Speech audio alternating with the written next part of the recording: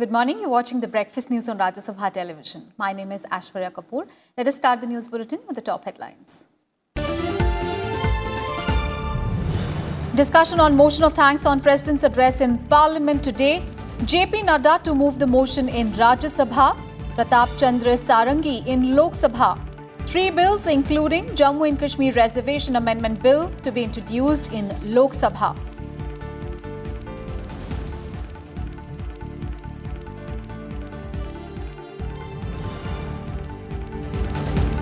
Union Cabinet likely to discuss a wage code bill today. Approved bill to amend NIA Act and the Unlawful Activities Prevention Act, among others.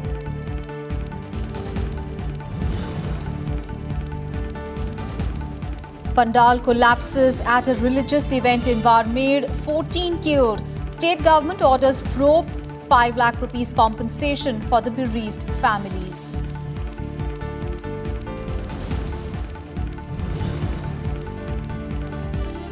More American sanctions on Iran from today. US says it can negotiate.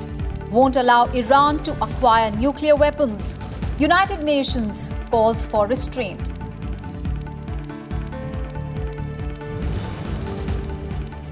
And women's hockey team beats Japan 3-1 in the final of FIH series. Confirms berth in the final round of 2020 Olympic qualifiers. Captain Rani Rampal is the player of the tournament.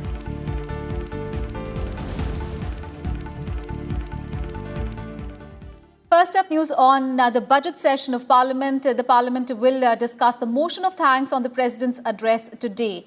The motion in the Rajya Sabha will be moved by BJP MP JP Nadda and will be seconded by Samprati Laki of the BJP. And talking about the Lok Sabha, the motion on last week's address is also listed for discussion in today's business in the Lok Sabha. The motion will be moved by MP Pratap Chandra Sarangi and will be seconded by Dr. Hina Gaved. And the bills which will be introduced in the Lok Sabha are Jammu and Kashmir Reservation Amendment Bill 2019, which will be moved and introduced by Home Minister Amit Shah. The Aadhaar and Other Laws Amendment Bill 2019 to be moved and introduced by Law Minister Ravi Shankar Prasad. And Commerce Minister Piyush Goyal will introduce the Special Economic Zones Amendment Bill 2019 to amend the Special Economic Zones Act 2005.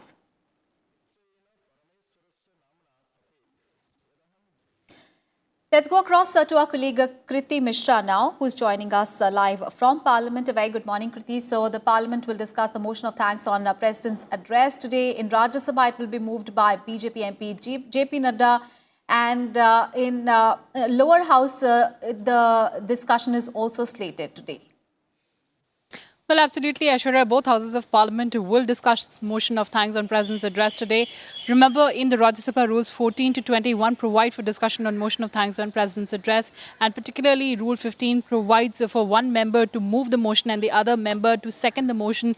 In the Rajya Sabha, this motion would be moved by MP JP Nadda, as well as in the Lok Sabha, it would be moved by Mr. Pratap Sarangi. So a very important discussion there, because remember, in the President's address, the President had laid down the roadmap for the initiatives and programs of the government. The President had also said that the government is committed to creating a more stable, secure and strong India, which is also more inclusive.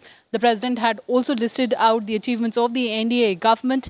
The opposition parties have also devised a strategy to corner the government on several issues pertaining to agriculture, industry as well as employment. So a very important discussion in both houses of Parliament on motion of thanks on President's address today, as well as in the Lok Sabha. Very important bills would be introduced. In fact, Home Minister Amit Shah would present and introduce first bill as Home Minister, which is on Jammu and Kashmir Reservation Amendment Bill. There are other important bills like the SCZ Amendment Bill and also the Aadhaar and Other Laws Amendment Bill. So it is hoped that it's a very productive day in both houses of Parliament today. Over to you, Aishwarya. All right, Kriti. Thank you so much for all those updates there.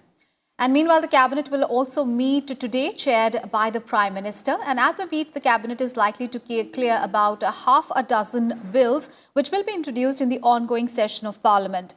According to sources, these include bills to amend the NIA Act and in the Unlawful Activities Prevention Act, the Wage Code Bill, and amendments to the Representation of the People's Act, which will extend the facility of proxy voting to overseas Indians on the lines of service voters. The DNA Technology Regulation Bill, which seeks to control the use of DNA technology for establishing the identity of a person, is also likely to come up for discussion at this meeting. News from Bihar now, where the rains have brought a respite from the mounting death toll in Bihar due to acute encephalitis syndrome, or the AES. Now, SK Medical College and Hospital's Superintendent Sunil Kumar has said that there is a decline in the number of children being admitted with the brain fever and also the number of deaths. This as AES strikes at the peak of summer and outbreak halts with the onset of rains.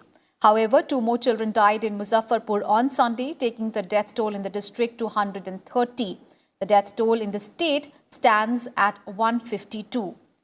Union Health Minister Harshvardhan has said that the site and design of a 100-bed pediatric intensive care unit in Muzaffarpur district has been finalized, and this will be supported under a centrally sponsored scheme. The health minister also reviewed the status of the cases of acute encephalitis syndrome and Japanese encephalitis in the state as well with the ministry officials.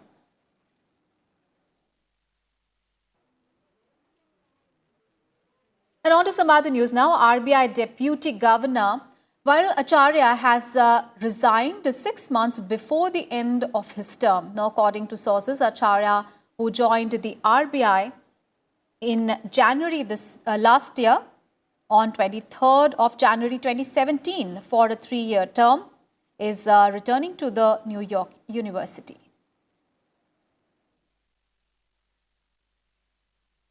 News from Jammu and Kashmir, where 4 terrorists were killed in an encounter with the security forces in Shopian district of Jammu and Kashmir this morning. Search operation was launched by the security forces at Dharmodara village in Kigam area in the wee hours after receiving inputs about the presence of terrorists there. And as the forces tightened the cordon, the hiding terrorists opened fire, triggering an encounter.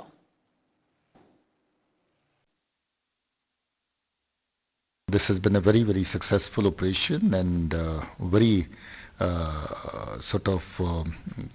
neat and clean operation in which 4 militants have been utilized.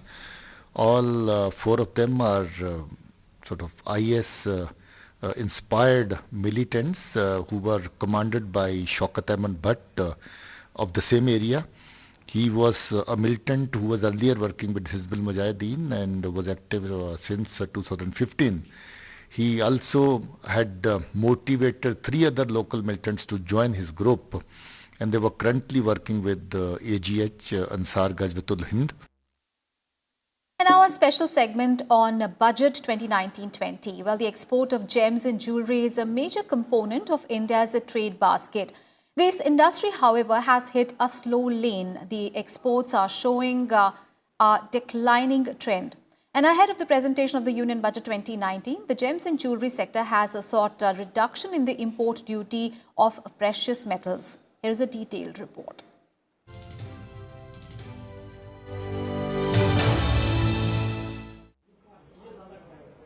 For decades now, the gems and jewelry industry has been a huge foreign exchange earner.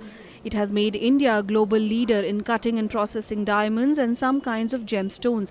In the upcoming budget, the gems and jewelry sector is seeking gold import duty cuts of up to 4% and up to 2.5% for cut and polished diamonds and gemstones.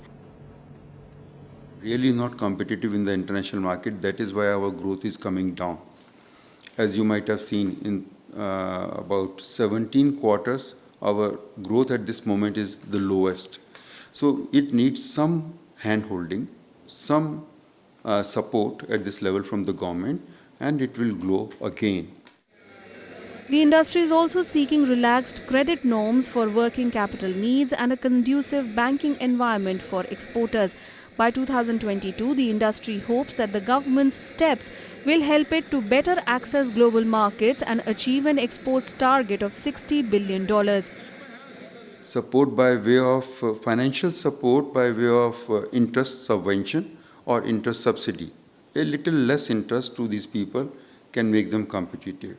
Some other support from by way of export promotion can also be given to them, and this sector will grow very fast then. Currently, the gems and jewellery industry contributes 7% to India's GDP. It accounts for 13.52% of India's merchandise exports. Most importantly, the industry directly employs as many as 5 million people. Kriti Mishra's report for Rajya Sabha TV. And in Breakfast News, we'll take a very short break. We'll be right back with more news on the other side. Stay tuned.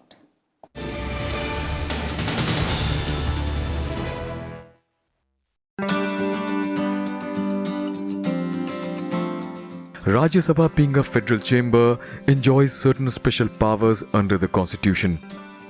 If Rajya Sabha passes a resolution by a majority of not less than 2/3 of members present and voting, saying that it is necessary or expedient in the national interest that Parliament should make a law on a matter enumerated in the state list, Parliament becomes empowered to make a law on the subject specified in the resolution for the whole or any part of the territory of India.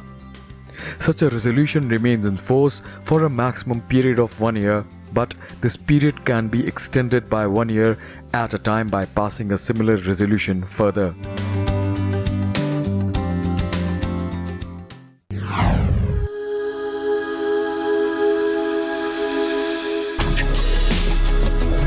Tales that inspire. Stories of social change.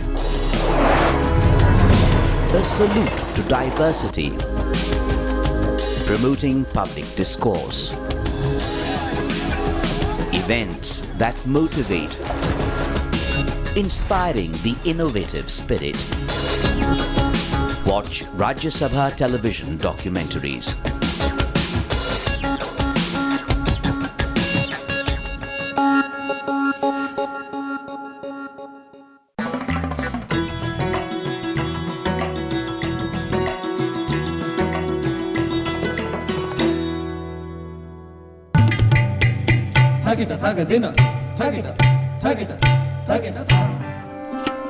Standing at the center of Quwwatul Islam Mosque inside the historic Qutub complex, this iconic iron pillar gives us a glimpse of Delhi's tryst with the kingdom and its supremacy. This iconic pillar bears an inscription written in a later form of Brahmi script of Ashokan time. The inscription on the pillar talks about the victory of a great king, defeating his enemies from the expanse of areas between what is now Bengal to Punjab. The pillar is 7 meters tall and is 1 meter below the ground with diameter of 48 centimeters at the foot, getting slender at the top, measuring 29 centimeters. Weighing approximately 6.5 tons, the pillar was manufactured by forged welding and has not rusted ever since. As per the popular folklores, Delhi's Rajput king Anandpal Tomar gave this land a name based on this pillar. The story goes that King Anandpal Tomar was told by a sage that this pillar is immovable and rested on a hood of a serpent king, Vasuki. Out of sheer curiosity, Tomar decided to check the ground beneath the pillar, and surprisingly, he indeed found the pillar resting on the head of a serpent king. In an awe of what he has seen, Tomar bowed to the land and ordered to install the pillar back. The pillar could be fixed back firmly and remained loose, dhila as we call it in Hindi. It was here Delhi got the first variant of his name, Dilli, the land whose soil is loose.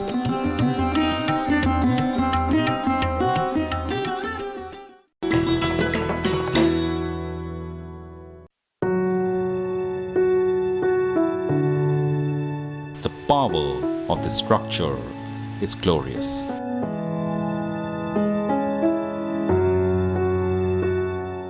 सब अपने अपने क्षेत्र से आते हैं यहाँ पे, और यहाँ पर आने के बाद वो मिल कर के और देश के लिए नियम कायदे कानून बनाते हैं, देश की समस्याओं को उठाते हैं। It is this grand edifice which houses the essence of a nation. In the Rajya Sabha, the tone tends to be a little more reflective, and in the Lok Sabha, it tends to be sharper, a little more combative. For the last 70 years, it has given birth and nurtured a faith called democracy. A member of parliament has got an extraordinary opportunity to represent so many crores of people, and they must fulfill their responsibility to their constituency and to society at large.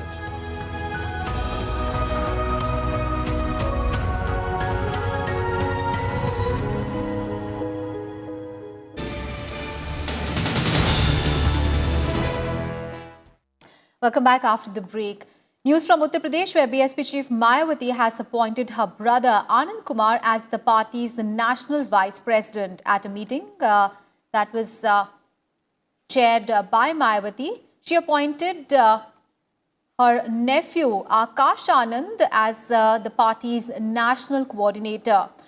Amroha MP Danish Ali was appointed as the leader of the party in Lok Sabha. She also appointed BSP leader Ramji Gautam as the party's national coordinator. News from Rajasthan now, where in a tragic incident in Barmer district of the state, at least 14 people were killed and about 50 others were injured after a pandal fell on them due to strong winds and heavy rains during a religious program on Sunday. Hundreds of devotees were attending the Ram Katha at a school ground in Barmer when the pandal was uprooted by strong winds. The injured were rushed to different hospitals in the district. Chief Minister Ashok Gehlot has ordered a probe into the incident. The state government has announced a compensation of 5 lakh rupees each to the families of deceased persons and 2 lakh rupees to injured people. President Ramnath Kovind expressed grief at the loss of lives in Barmer. In a tweet, he expressed his condolences to the bereaved families. Vice President M. Venkaiah Naidu tweeted saying that he was deeply distressed by the mishap. Prime Minister Narendra Modi also condoled the incident, tweeting that his thoughts were with the bereaved families. He also wished the injured a quick recovery.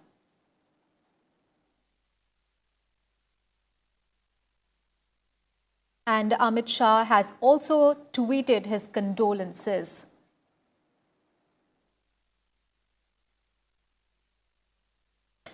And India has rejected a report by US State Department on international religious freedom, saying that it sees no locus standi for a foreign government to pronounce on the state of its citizens' constitutionally protected rights. The Ministry of External Affairs said on Sunday that India is proud of its secular credentials, its status as the largest democracy and pluralistic society with a long-standing commitment to tolerance and inclusion.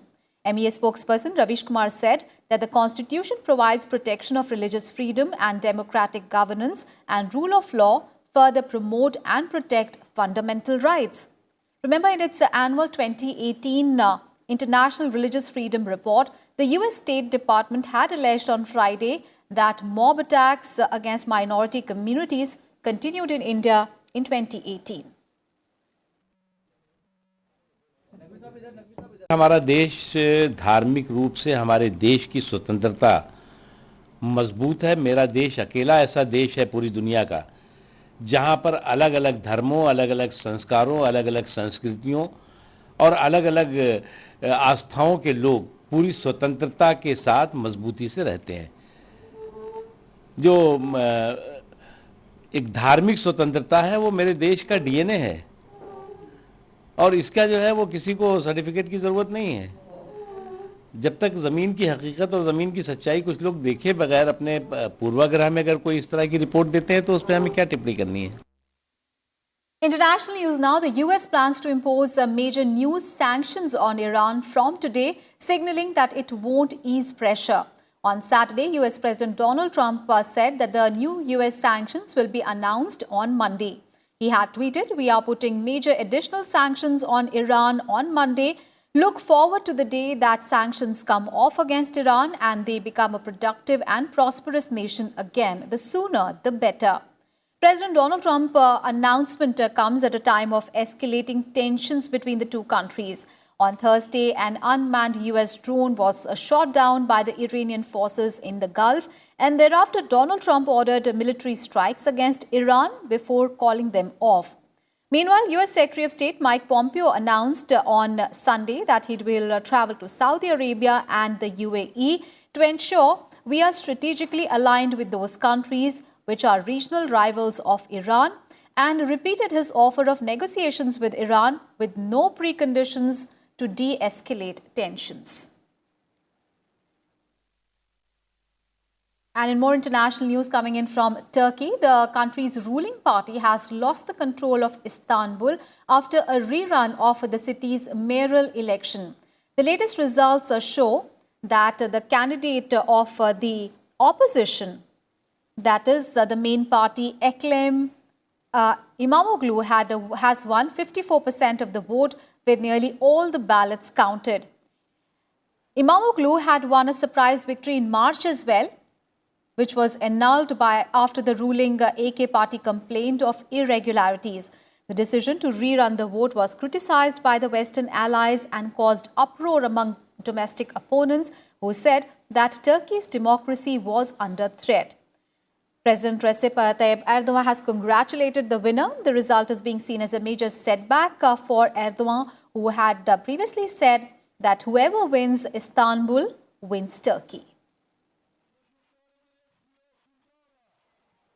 And in sports news now, good news. Indian women's hockey team has clinched the FIH Women's Hockey Tournament, beating Asian Games champions and hosts Japan 3-1 in the summit clash of the FIH Series finals in Japan on Sunday. For India, Gurjeet Kaur scored 2 goals while captain Rani Rampal gave India early lead. Kanan Mori equalized for Japan. Now, Gurjeet was adjudged the best scorer and the highest scorer of the tournament with 11 strikes to her name, while captain Rani Rampal was declared player of the tournament. The world number 9 Indian team has already qualified for the FIH Olympic qualifiers 2019 after it secured a place in the final of the competition. And Prime Minister Narendra Modi has congratulated the team for winning the tournament. He said that the victory will further popularize hockey and also inspire many young girls to excel in the sport. And now news from the ICC Cricket World Cup. Well, Pakistan beat South Africa by 49 runs in a thrilling encounter at Lord's in England yesterday. Now, chasing 309 for victory, South Africa collapsed in just 259 for 9 in their allotted 50 overs.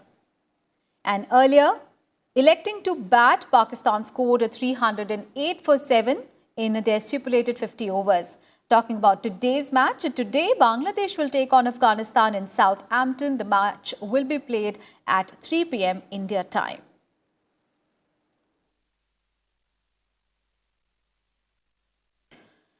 And BJP leaders paid a tribute to Jan Sangh founder Shyama Prasad Mukherjee on his 66th death anniversary yesterday. Union Minister Amit Shah and other top BJP leaders, including JP Nadda and Manoj Tiwari, paid homage to Mukherjee.